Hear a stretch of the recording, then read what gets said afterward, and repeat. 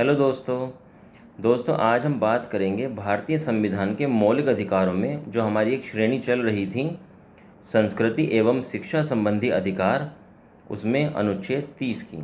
देखिए, अनुच्छेद 29 हमने पिछली वीडियो में कवर किया था और अनुच्छेद 29 में हमने आपको बताया था कि अनुच्छेद 29 कहता है कि सभी अल्पसंख्यक वर्गों को अपनी भाषा, लिपि व संस्कृति सुरक्षित रखने का अधिकार है।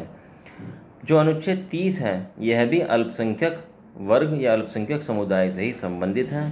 क्या कहता है अनुच्छेद 30? तो देखिए, भारतीय संविधान का जो अनुच्छेद 30 है वह कहता है, धर्म और भाषा पर आधारित सभी अल्पसंख्यक वर्गों को अपनी रुचि के शैक्षणिक संस्थानों की स्थापना करने और उनका प्रशासन करने का अधिकार है। अब देखिए, यहाँ पर एक वर्ड आया अल्पसंख्यक। अल्पसंख्यक होने या ना होने का आधार क्या है? तो इसके लिए दो आधार दिए गए हैं और ये हैं धर्म और भाषा। धर्म और भाषा ही दो ऐसे आधार हैं जिससे निर्धारण होता है कि कौन अल्पसंख्यक है और कौन बहुसंख्यक। अब देखिए, राज्य सरकार को ये शक्ति दी गई है कि वह निर्धारित करे कि उसके राज्य में कौन सा समुदाय अल्पसंख्यक है और कौन सा समुदाय बहुसंख्यक है। इसीलिए देखिए, अलग अलग राज्यों में अलग अलग समुदाय अल्पसंख्यक या बहुसंख्यक हो सकते हैं। देखिए, सुप्रीम कोर्ट का जो अपना एक वर्डिक्ट है उसमें तो ये कहा गया कि जिस समुदाय की जनसंख्या 50% से कम है वह समुदाय अल्पसंख्यक समुदाय का दर्जा प्राप्त करेगा। इसलिए जो मुस्लिम्स हैं, जैन हैं, बुद्धिस्ट हैं, सिख हैं, पारसी हैं, यहूदी हैं, उन्हें अल्पसंख्यक का दर्जा प्राप्त है।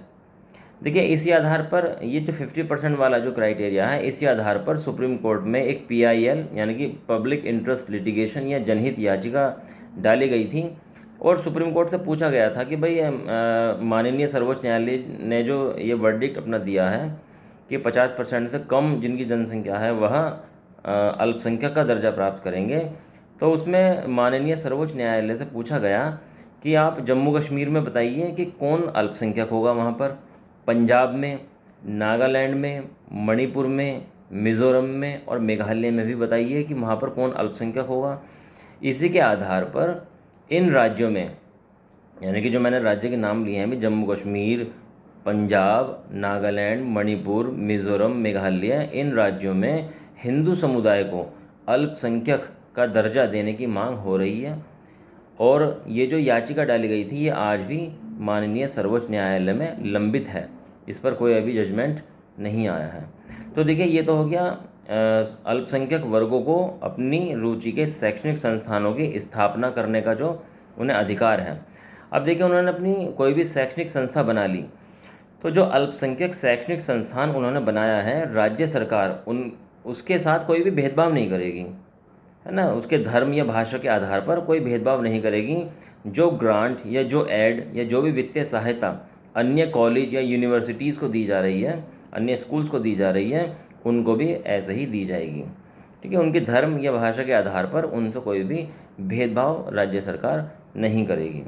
अब देखिए, जब शैक्षणिक संस्थान, अल्पसंख्यक शैक्षणिक संस्थान की स्थापना हो गई तो उसका प्रशासन करने का जो अधिकार है वह भी अल्पसंख्यक समुदाय को ही दिया गया है कि वह फ़ीस का निर्धारण करेंगे कि किससे कितनी फ़ीस लेनी है, कितने कर्मचारी उसमें होने हैं, किन का PF कटना है, किन का PF नहीं कटना है, और जो कर्मचारी उनको सैलरी में किस आधार पर कितनी कितनी देनी है ना। लेकिन जो टीचर्स हैं, उसमें जो टीचर्स चुने जाएंगे, देखिए, वो वैकेंसी डिक्लेयर कर देंगे कि हमारे इतनी वैकेंसीज़ की नीड है, उसके आधार पर वैकेंसी डिक्लेयर हो जाएंगी।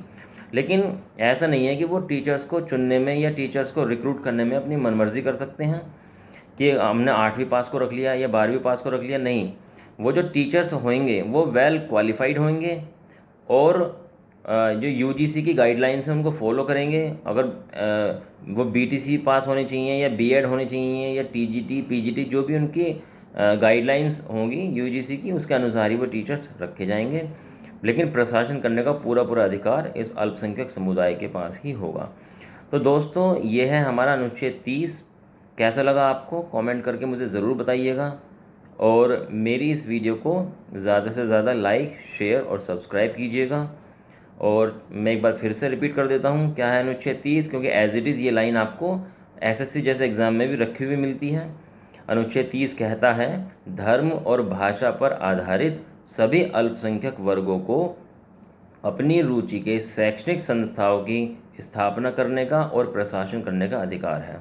तो दोस्तों, मिलते हैं अब अगली वीडियो में एक अगले अनुच्छेद के साथ। तब तक के लिए जय हिंद, जय भारत, नमस्कार।